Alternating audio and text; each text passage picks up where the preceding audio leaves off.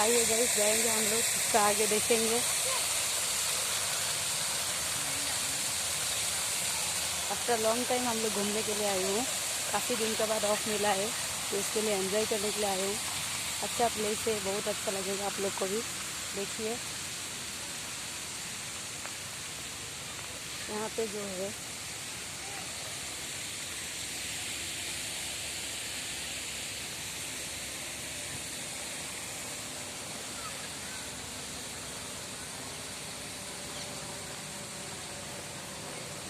इधर से जाते हैं हम लोग, इधर से जाएंगे, देखेंगे गाइस आगे क्या है।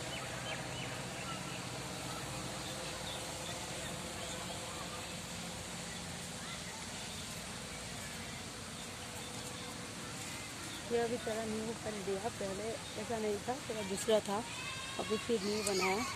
आइए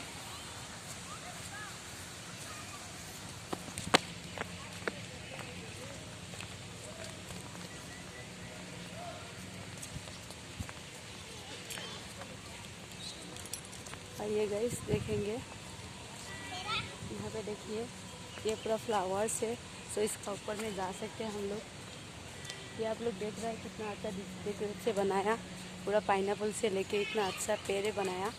तो यहाँ पे देखिए गाइस ये है, यहाँ पे है ये पाइनएप्पल है ऊपर में।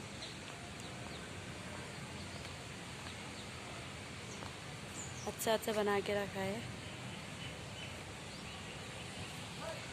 जी गाइस, देखिए कितना अच्छा प्लेस है।